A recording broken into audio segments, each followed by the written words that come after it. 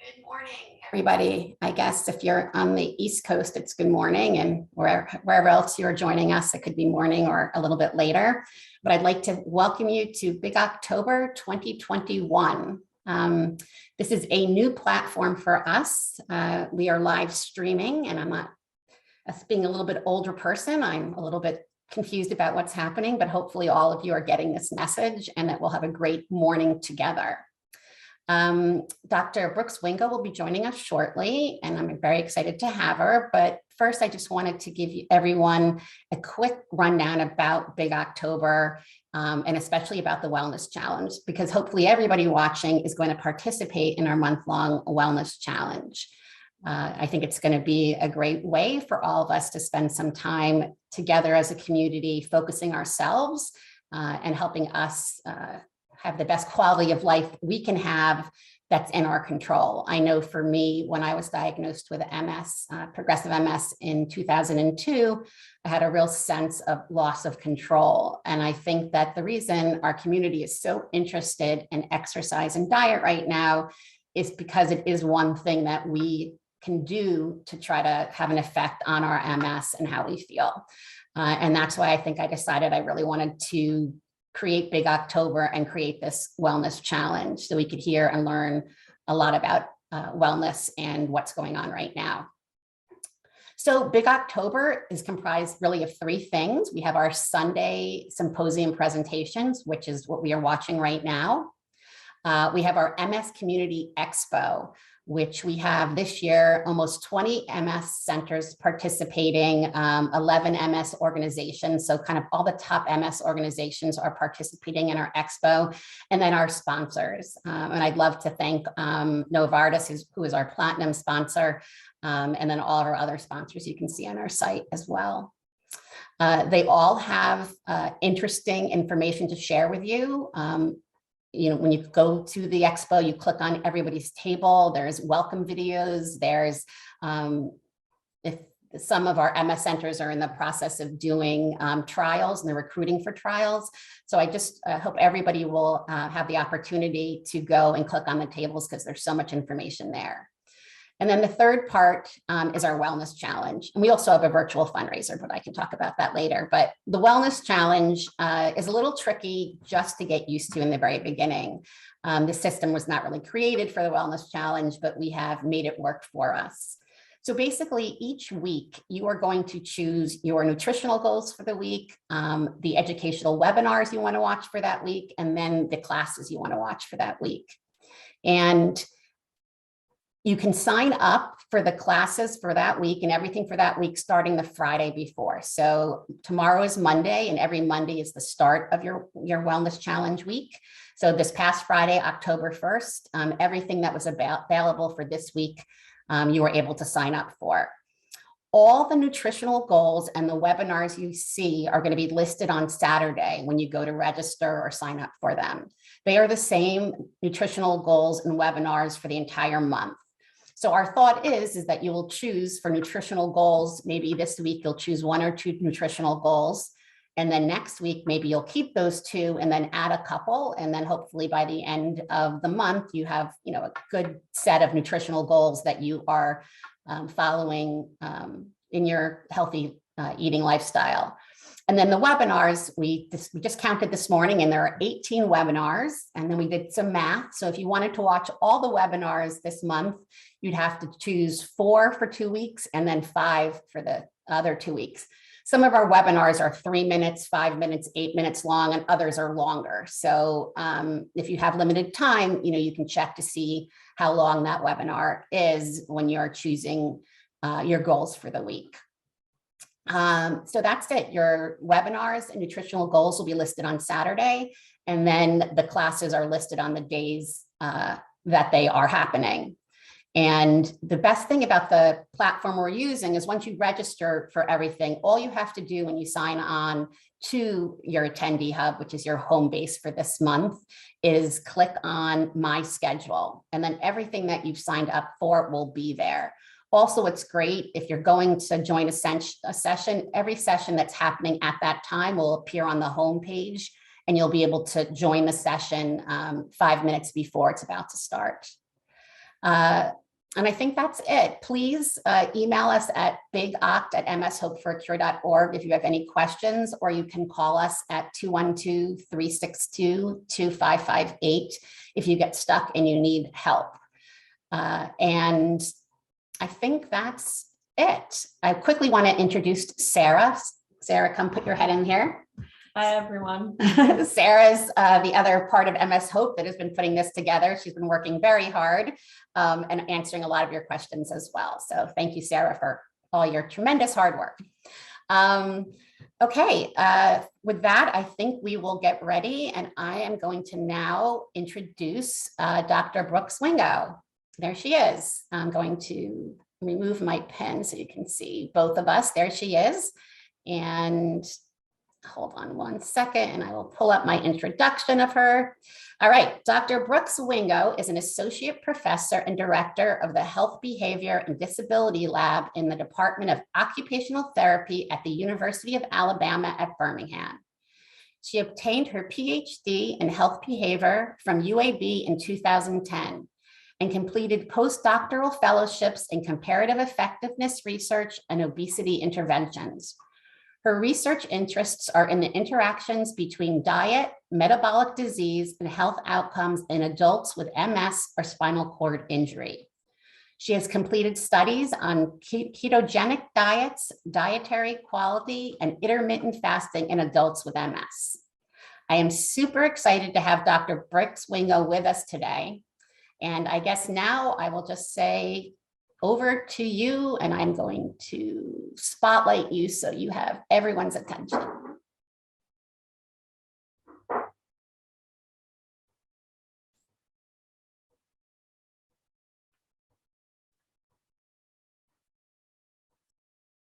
right, can you see my slides okay? Good, okay. Thank you all so much for having me. Like EJ said, I'm Brooks Wingo, and I'm an associate professor at University of Alabama at Birmingham, or UAB, and really just want to say thank y'all for inviting me, and also I'm super excited to kind of kick off the Wellness Challenge as your first speaker. So hopefully what we have to talk about today will help you really be able to get up and running with a Wellness Challenge in a good way. So what we're going to talk about today, I'm going to talk just briefly about the current state of dietary research in MS. So what do we know, what do we don't know?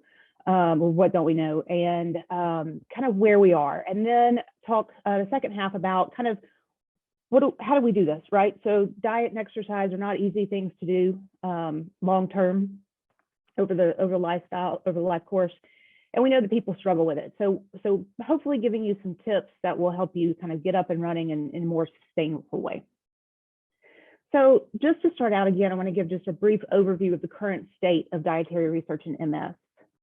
So before I get into this, I want to kind of explain some terms that will help you understand when you see something in the news or you see a study written, kind of what are they talking about. So when we talk about research, we really talk about 4 phases of translation. So your first phase is going to be preclinical or pre-intervention. This is just when we're asking, is there even a relationship between these two things?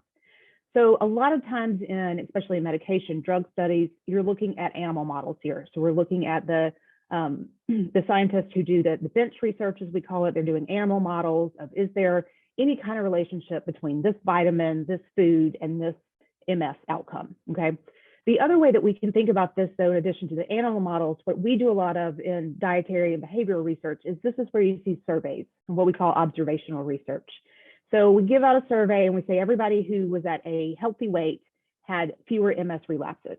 And so we're just saying we don't know why that is. We don't know that one can cause the other. You cannot do cause and effect from this, but it's a way of saying, okay, we think there's a signal between these two variables. And so then we go forward with what we call the efficacy studies. So efficacy trials are where we introduce an intervention, and you'll hear the term intervention a lot. This is just basically the program being tested. So in a diet study, this is the diet that we're testing. In a physical activity or an exercise study, it's a specific exercise plan that's being studied. So anytime you hear about an intervention, that's what it is. It's just a way of saying what is the program that we're studying. So with efficacy trials, we say, okay, there's association that we saw in preclinical, but if we were to intervene, if we were to do this particular diet, would it lead to outcomes, to improved MS outcomes? And so really what we're doing here is these are typically smaller studies and they're very tightly controlled. So we get a very small range of participants. So you're only going to see one type of MS in these kind of studies usually. You probably won't see a broad range of progressive to relapsing remitting.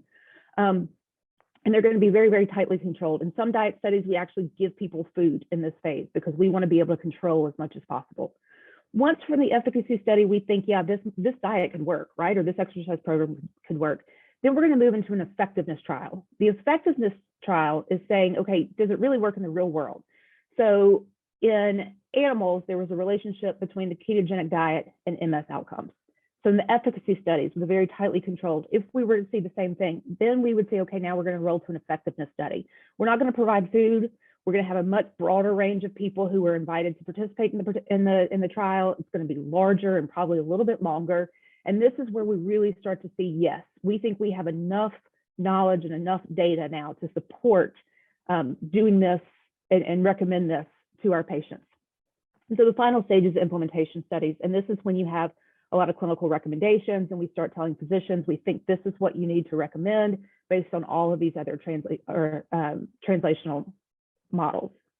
So with MS research, for diet-specific diet, we're kind of hanging out in the preclinical pre-intervention stage in the efficacy studies. You've not yet seen any diets that I am aware of that have really rolled into effectiveness yet. We're still doing a lot of survey and observational research. There's still a good bit of survey, observational, and animal models, excuse me. And then what we're seeing a lot of right now is the efficacy trial. So we're seeing a lot of pilot studies, and you could rattle off probably 14 different diets right now that I know that people are currently studying, but they're still in the very early phases. So when you see people, or rather when you read something that says, you know, the paleo diet led to fewer relapses or lower pain rates, that's still in a very small study. So we can't really generalize that to everybody. But again, there's hope that something's going on. So why have we had so much trouble kind of rolling out from efficacy to effectiveness? This is really where you see, one is a lot more expensive. You also have to have a much broader range. So when you think about traditional dietary research, a lot of this has been tested in obesity, people with diabetes, hypertension or high blood pressure, those kind of things. And there's a lot of people in the country, in the world, that have these conditions. When you have a condition like MS, it's not as prevalent. There aren't as many people, which means the very large studies are harder to do because we have to really be able to reach.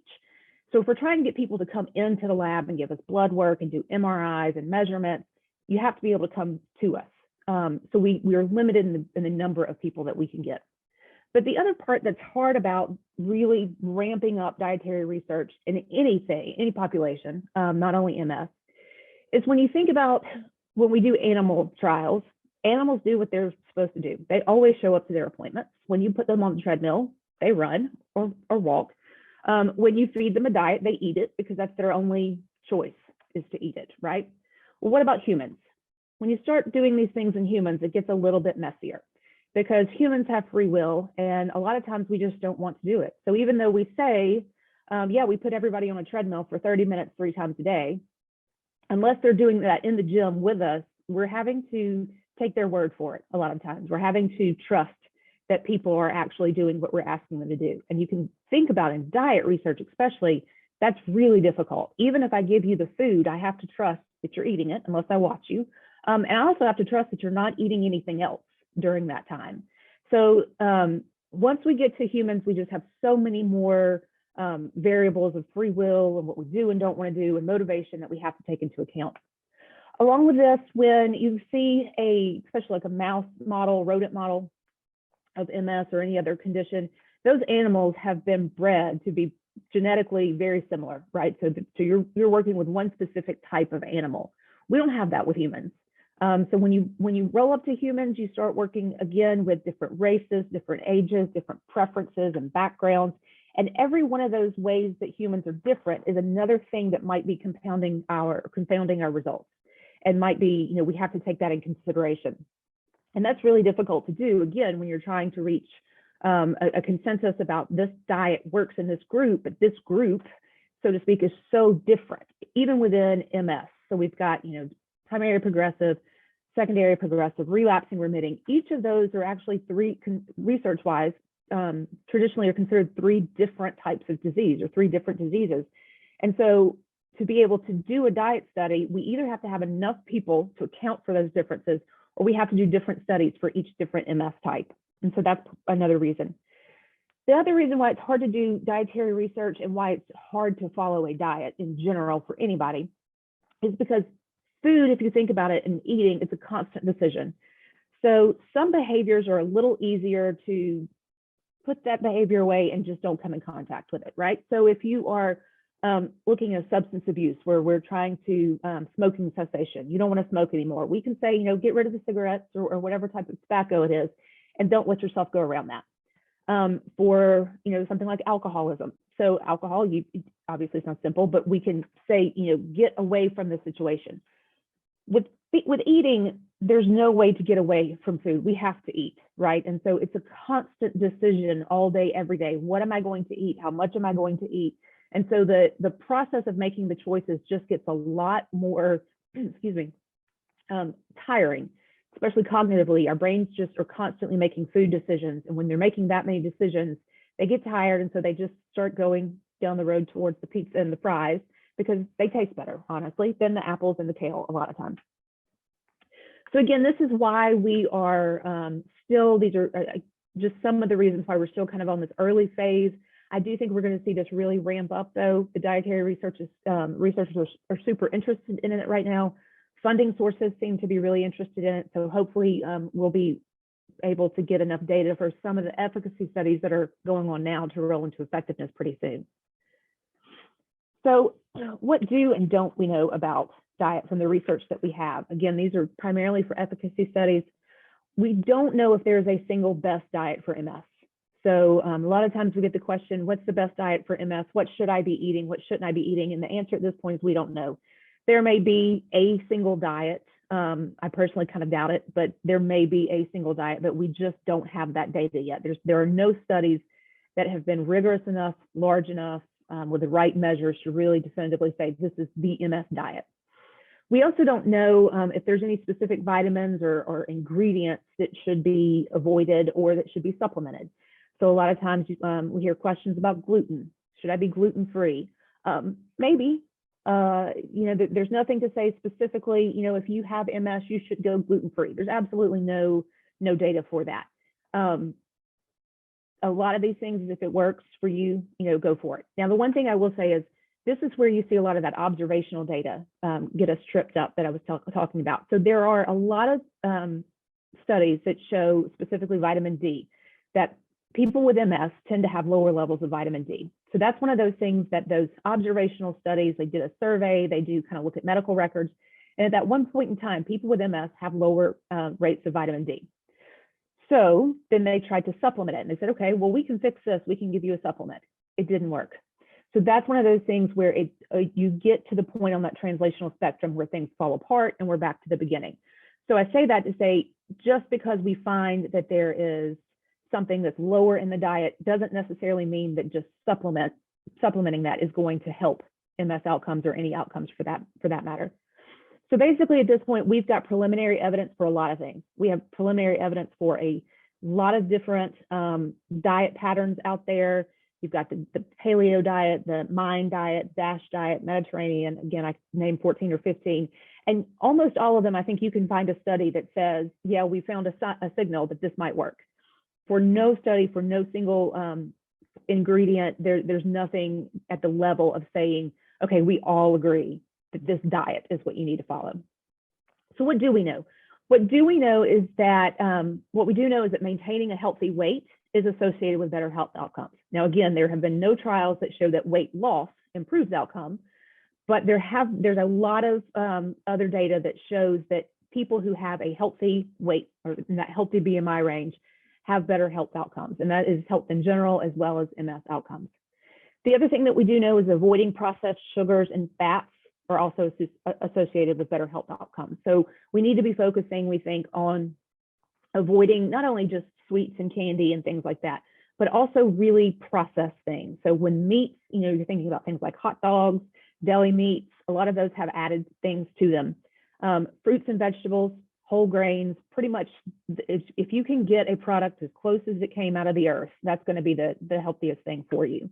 And then with hydration, obviously avoid sugar sweetened beverages. So, sodas, sweet tea, even fruit juice and a lot of things like that have a lot of extra added sugars that our body does not need.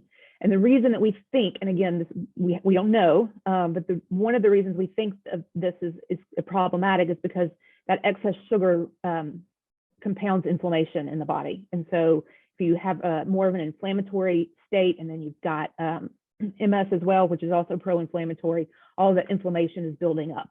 Again, we don't know that for sure, but that's kind of the hypothesis. But again, we know that there's definitely something that is underplaying sugars and processed fats that lead to poor health outcomes. So moving on to kind of how we do all of this, before I leave, kind of the current state of research in MS, I want to point you to a couple of resources. The National MS Society, we have recently updated the diet nutrition page. I work with the nutrition subgroup and task force at the National MS Society. And so if you go on their website, what we've done here is look at kind of what is the state. And so we point out on this website some of the various diets that do have some intervention trials. So we haven't listed anything that only has observation.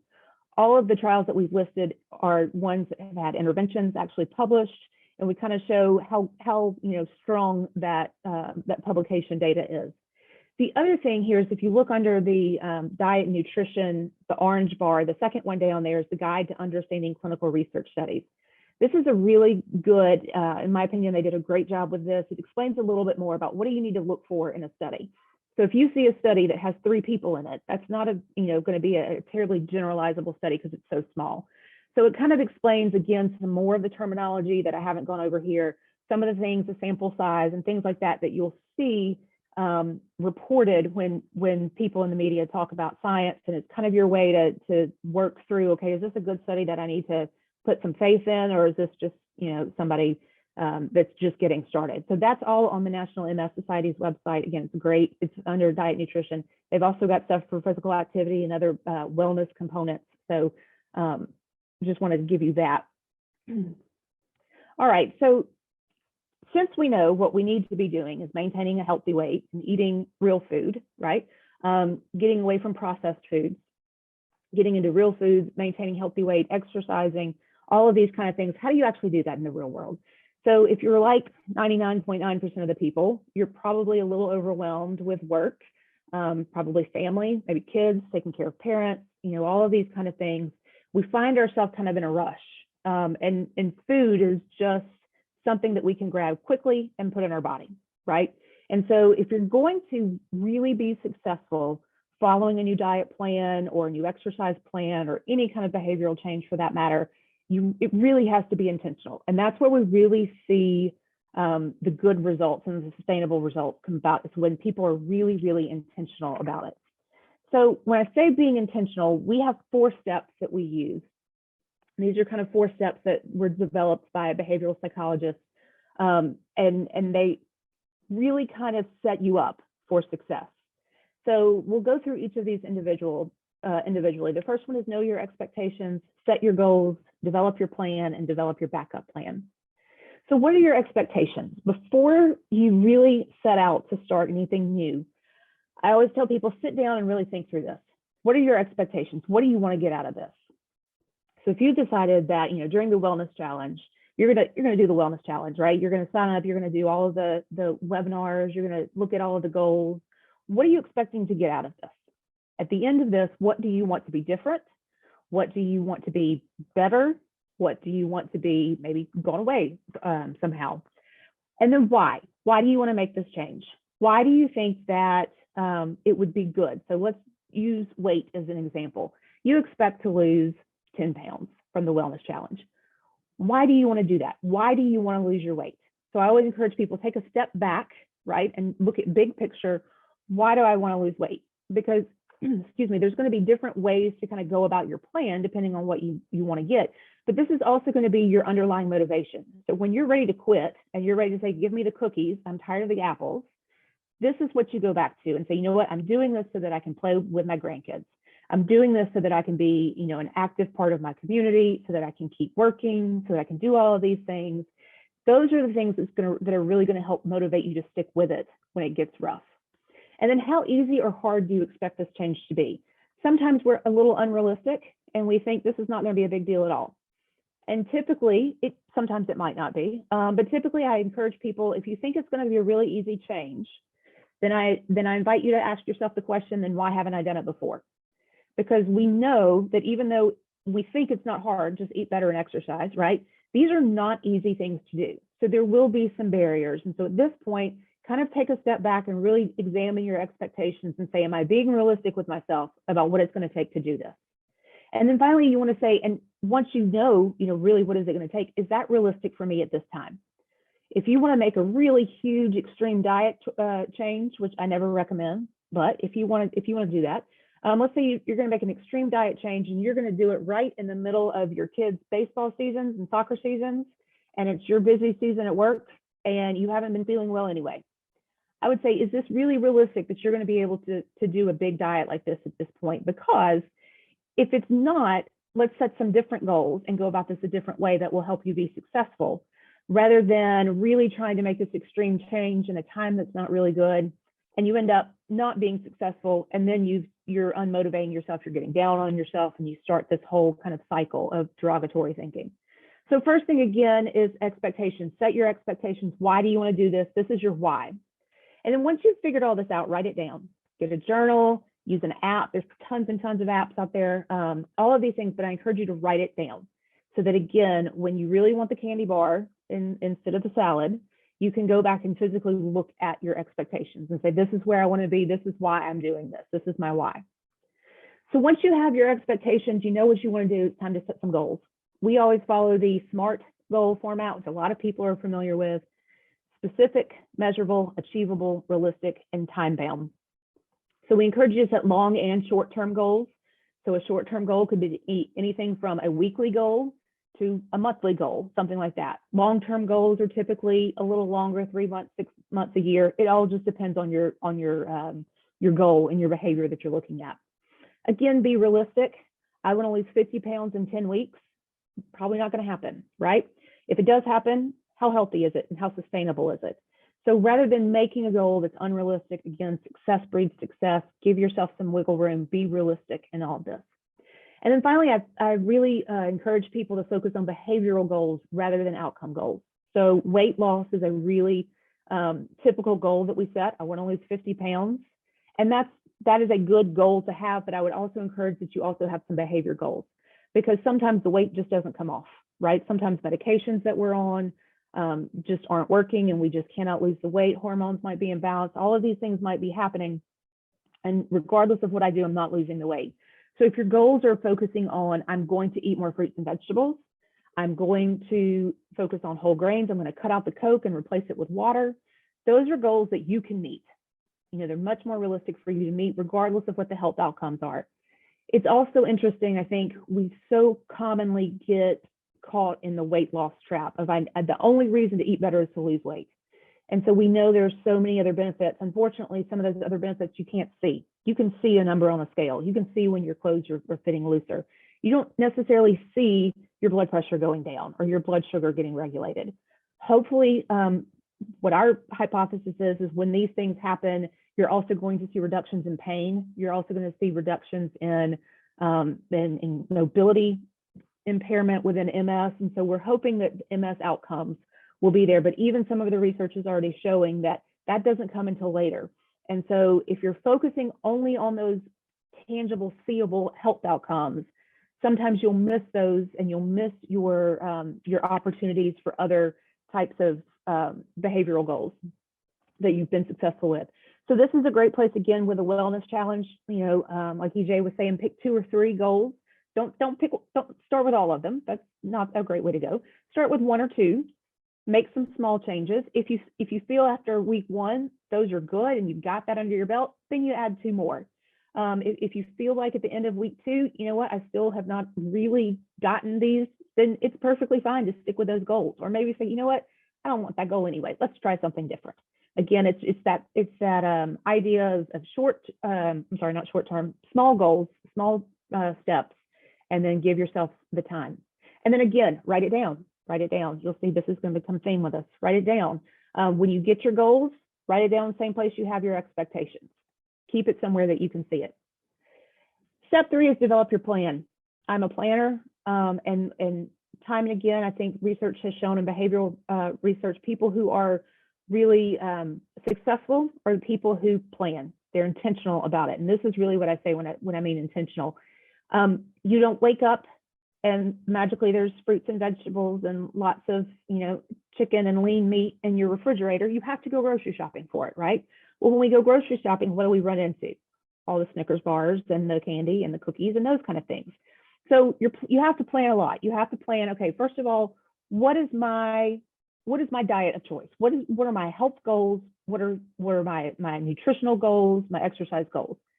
You do not have to think that your plan has to be a specific diet, right? You don't have to follow the Mediterranean diet or the DASH diet.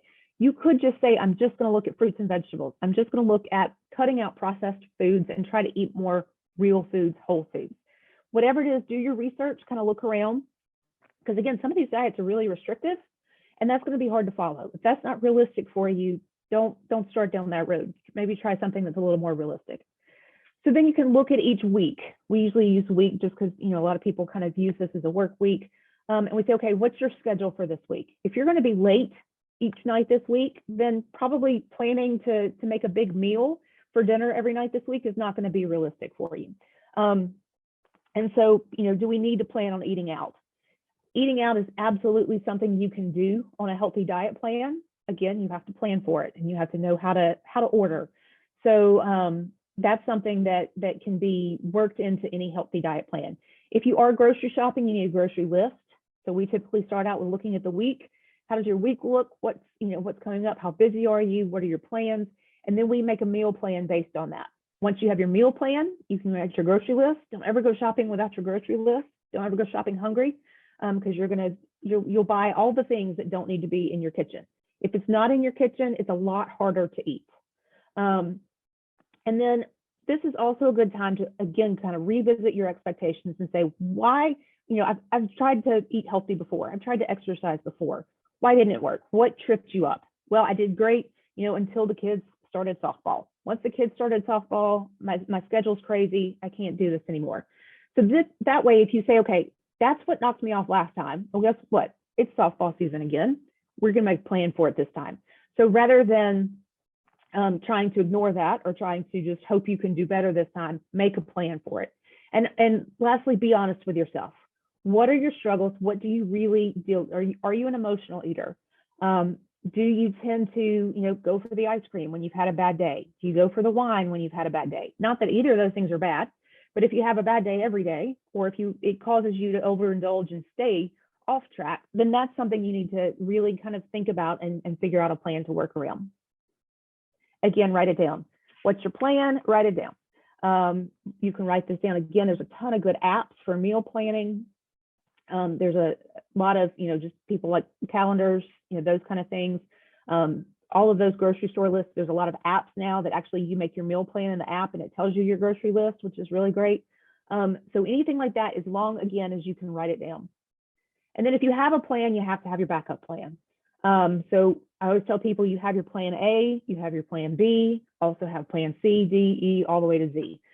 Because again, this is where the sustainability comes into place. We know that if we start trying to walk outside 3 times a week, it's going to start raining. So what do I do if it starts raining? Your backup plans are your what ifs. Again, be honest with yourself. What if it rains? What if I'm tired? What if I don't feel good? I don't want to go to the gym because I don't feel good. That's going to come up. What's your plan for dealing with that? What if you just want pizza one night, right? Like I really want pizza and ice cream for dinner. So if you have a good plan and backup plan in place, you can work around that. Family holidays are going to come in. All of these things happen. So you have to have the backup plans, but not only do you have to have the backup plans, within all of your plans, build in flexibility. because you know what, there's going to be a night that you just want pizza for dinner. And that's perfectly fine, because again, you should not be following a plan that's so restrictive that you can't have any of the foods you like. Our mantra is always moderation, right? If you can do it 80% of the time, that's great. 80-20 rule, healthy eating 80% of the time, 20% give yourself a little fudge, give yourself some pizza or some real fudge, right? Pizza, things like that. Build flexibility in there so that if you have just a horrible day and you have this great dinner plan and you just don't want it, or you just are exhausted and you don't feel like cooking it, we can work around that. And again, write it down. So some other things to consider when you're thinking about improving your diet, your exercise habits, these kind of things. A couple of the things to kind of think about. One is self-efficacy. Self-efficacy is a term that we use a lot. Really all it means is self-confidence. But it is, rather than being kind of overall how confident are you as a person, self-efficacy is what's your confidence in carrying out this specific goal or this particular behavior. So if you're wanting to eat more fruits and vegetables, how certain are you, how confident are you that you can actually increase your fruits and vegetables? And we have lots of different ways that we can increase or improve self-efficacy. One, we talked about it before already, is be realistic and start small. Again, small changes are more sustainable a lot of times than just a whole life overhaul at once.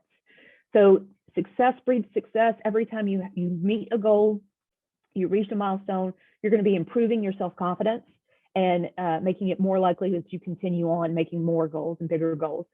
Social support, learn from others. So when we see other people who we think are like us doing something successfully, we're more likely to think that we can do it as well. So surround yourself with people who are supportive of your diet changes, of your healthy activities.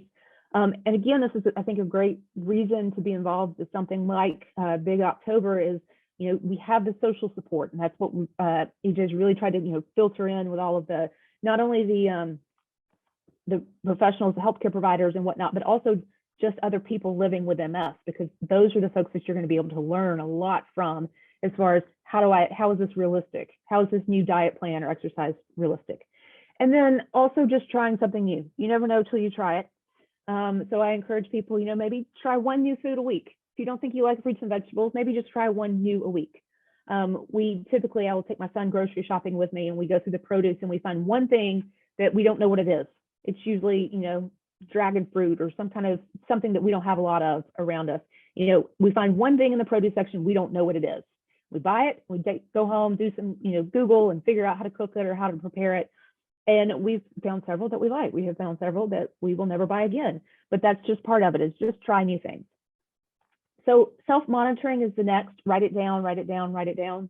Again, I've been saying this every time, and that is because those journals become such an important part of your behavior change process. So especially with food journals, most people just write down what they eat, because research has shown over and over, you know, if we document our food, we're more likely to eat better. So why is this, right? The folks who really succeed with food journaling are the ones who use it, right? So not just write it down and forget it, but actually use it. So you can use it as a planner. Make your food journal your planner. So if you use your food journal to go ahead and pre-track all of your foods for tomorrow, and then all you have to do is go in and check it when you eat it. If you don't eat that, you have to cross it out and write what you did eat, right? And that's a cognitive barrier right there of, do I really want to take that apple away and put this Snickers bar down there? It's just one more hurdle to kind of make you before you just grab the Snickers and eat. It also is helpful as a detective tool. So a lot of times, you know, people are not reaching their goals. They can't figure out, we'll say, okay, go back through your journal and let's figure out what the trends are. Well, every Tuesday I have a late meeting and it always goes poorly and I always overeat afterwards. Okay, Tuesday is what we need to plan for. We need to work around Tuesday somehow. So use your journal as a reflection, as a planner, all of these things. Not only do you want to look at your food intake, or if your physical activity, you're trying to improve your physical activity, you also want to look at things like time of day, emotions, and location. Don't underestimate the power of emotional eating. A lot of us say, oh yeah, I'm just an emotional eater, I'm a stressed eater. That can really, really rack up the calories and the sugar, because typically when we are stressed, we go for those more refined sugars, glucose surges. So make sure, you know, I tell people 1 or 2 words. What were you feeling when you ate this? Were you sad? Were you happy? Were you, you know, any time of things. Time of day, some of us find it easy to eat good in the mornings, but by the afternoon, we've hit that slump. And that's when we kind of go off course. And then finally, location. Are you eating in front of a TV? Are you eating in the car, in front of a computer? That's when we start mindless eating, and we just kind of eat without realizing that we've eaten it. So if you find yourself again, that's a trend for you, that you eat in locations where you're not mindful of your intake, that's something you can change. And then finally, again, be patient, be patient, be patient. These things don't happen overnight. Hiccups are going to come, relapses are going to come, where you go back and you eat that pizza, and that one piece of pizza turns into a slice of cake, and then 3 days later you're still not eating healthy. So give yourself that flexibility, give yourself some grace to know that this is a process. It's not a linear trend. You're going to go up and down. And then also reward every success. So this, again, non-scale victories, weight loss might be why you're doing this, but remember there's other things, and find other ways to measure success. And then I always say reward every success. If you went through 3 days where you had all 5 fruits and vegetables, that deserves a reward of some type. So come up with some kind of reward, and then really focus on it. So that's all that I have.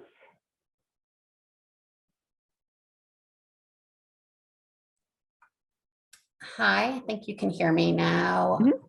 I'm going to, sorry,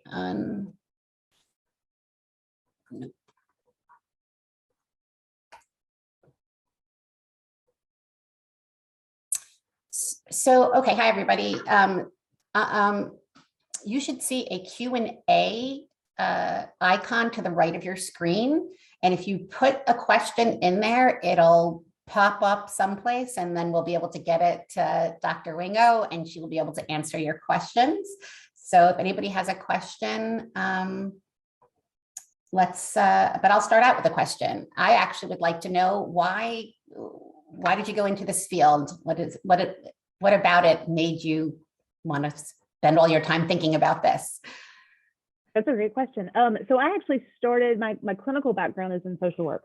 And so it's a very long story, but essentially I started out in behavioral medicine. And a lot of the medications that we were using were causing our patients to gain a tremendous amount of weight, have a lot of metabolic disruption, type 2 diabetes. And so it really kind of made me go into the realm of, okay, what's not only is, obesity, and what's the role of medications and all of these kind of things with obesity, but what can we do with diet? And then once I started studying diet, really got into just looking at how many different diseases, right? How many different conditions are influenced by diet, and how much a different diet can make. And so I was already kind of on my own, kind of a fitness buff, and liked food.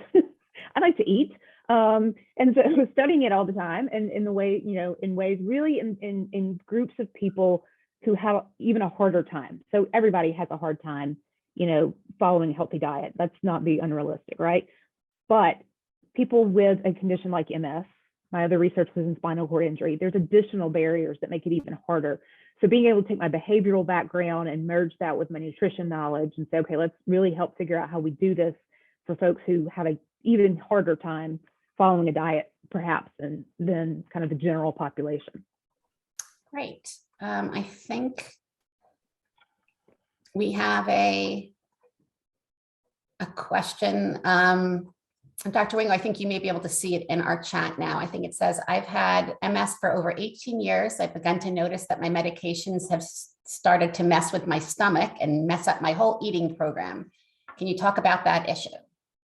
That is a huge issue, yeah. And actually, so I have a dietitian who works with me, Catherine Green, and she's on as well. And so she typically helps me with a lot of these things, with the real dietitian stuff. But yeah, so I know that stomach upset, that can definitely, like you said, mess with things. Are you looking for like specific foods to work with that, or just ways to work around it behaviorally? Why don't you answer a little bit about both while she types back in? Okay. Okay, so yeah, so certain vitamins or supplements for a healthy diet. Yes, but I think Catherine always explains this very well in the interaction of real food and supplements. Catherine, you want to take that one? Yeah, absolutely. So I don't recommend anything in particular as far as vitamins. I was told in school not to do that, just because that, for number one, it's not, when we isolate something from its original component, like let's take vitamin C.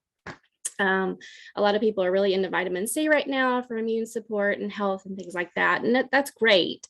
But it's not necessarily that important to have that singular component, vitamin C, because it's taken out of its original state, and so it's not really going to have any of the other impacts that like say eating an orange would have, or eating any kind of like particular like it's like say watermelon or beets or anything like that that are really high in vitamin C. You're taking away like the fiber and potassium and other things that you could be getting. So that's why we always recommend eating like the whole foods, because you're getting the whole component of the food. It does make it harder because you're having to like choose that fruit or vegetable and chop it up and make it available to yourself, but it's always better to eat the original food than in eating out of a bottle, unfortunately. Okay, and thank you, Catherine. Dr. Wingo, Cindy, who asked our first question, said both to your answer to your question as to what she was looking for. Yeah. Okay. Catherine, can you say anything to the So medications? This is the first question, correct? Yes. Yes. Okay. My stomach with the only thing I could think of was be to talk to your doctor about the timing of your medication. Because I know, if you're having to take it like maybe in the morning and you're not a morning eater, and then you've kind of messed up your whole day, that would be the only thing I could think of. Yeah, I was going to say the same thing, even thinking at night, right? Yeah, so like if it's too close to, yeah, sometimes it messes up your sleep, or it doesn't have time to digest. Yes, yeah. Not knowing the specific medication and kind of your background and your history, it would be kind of a little bit difficult to answer it in such a specific way. But I would definitely talk to your doctor about the timing and kind of messing up your whole eating program. So are you feeling like nauseated throughout the day? Definitely, make sure and discuss that with your doctor, because that sounds awful. I would not want to experience that, especially, if that's your goal, is trying to eat healthier and try to get, more on track. Having that medication mess that up is very frustrating. Thank you, Catherine. Again, we're going to have a next question is from Kathy Zakowski, and she'd like to know, she's curious about how people can learn new cooking techniques, quick tips to keep us all cooking, even if we are busy and often tired at dinner time. Oh gosh, this is a great question. Yeah. Because I think, aren't we all looking for that always? I mean, just anybody, we don't want to spend our time in the kitchen. We want to get in and get out. And so I guess to speak to everyone, I would say either looking at social media. Instagram has great follows. You can just, type in like cooking techniques, or, watching the Food Network if you're a big TV person, or if you're not a big TV person, guess like Ina Garden has a lot of great books that are like quick and easy meals, and she tries to use like the original food itself, and not do a lot of shortcuts and things. So she's really big onto that. From the behavioral standpoint, we always recommend bulk cooking and meal prep. I mean, it works, on people always use Sunday. You don't have to use Sunday, whatever you want. Really, if you can pre-prep a protein for the week. So, we do a lot of chicken. So I'll do chicken in a crock pot, start that, let it cook all day Sunday. maybe roast some vegetables, do things like that. Then throughout the week, you have that ready. And so we do that a lot with dinners because it's, that's like you said, we're tired when we come home, may not be feeling good, busy, crazy busy. You can just take your pieces and put it together. So you've got your protein and your meat. You've got your roasted veggies. You can, do a bag of rice in the microwave real quick, and then you have a meal. And it's taken all of 5 minutes because all you were doing is reheating. So a lot of bulk prepping, plan ahead. And like Catherine was saying, Instagram or places like that, if you just search for meal prep or bulk prep, there's more on there than you ever need to know. But yeah, the other thing is the Instapot and the crock pot can be your best friends. And I'd also like to point out that nutritionist Emily Claremont is also part of our wellness challenge, and she's going to be doing some cooking demonstrations throughout the month and has a lot of tips as well. We have several videos that some of my students in the OT department made, and one of them is cooking and talk about even some kind of adaptive equipment. If your hands are hurting where you can't, get the knife just right or something like that, as well as kind of I think they had 2 recipes that they cooked on there as well. So. Great. So let's go on to our next question, which was, please speak a little more about additives in deli meats. How can we determine the level of additives when we are ordering at the deli counter? That's from Doug. That's a great question. Ingredient list, even if, I've had people tell me that, well, I don't know, it comes from the deli. They have the ingredient list. They may not put it on every packet, but they can show it to you. Catherine, you want to talk about specific additives in deli meats? Yeah, Hormel has just come out with, and it's probably been a few years that they've come out with that, but it's basically like uncured meats, and it says all natural, which you want to be careful with that word because people throw it around as a great marketing tool. But if you'll just, flip the package to the back and look at the ingredient labels. So staying away from things like monosodium glutamate or phosphorus additives. Those are things that our body just doesn't know what to do with. So they're going to just absorb it basically, and it can kind of stay in our system a long time. So making sure that you're aware of what you're consuming. But yeah, those I'm thinking the Hormel, and then there's another brand like, oh gosh, what is it? I can't think of the name. I'll think of it after this. But if you look at that, they will have it is, I think the label is all natural. Just flip it back over, make sure it's actually saying what it's actually what is in there. But it's great because you can use those on sandwiches. You can like chop it up and put it on salads, ham, turkey, chicken, things like that. But yeah, you just want to be careful with those, that if your grandmother or great grandmother didn't know how to pronounce it, you probably shouldn't be eating. Thanks. So we're almost out of time, but I'm super excited that both Dr. Wingo and Catherine Green will be joining us at our post-presentation open discussion. And I think what we're going to do is put them each in their own little breakout room, and we can help you get to those breakout rooms so that you can go back and forth and ask Catherine questions or Dr. Wingo questions. I'll stay in the main room if you have questions about the Wellness Challenge or anything that's going on. And both Dr. Wingo and Catherine have, like we're calling them, tables on the website under Symposium presenters and wellness instructors.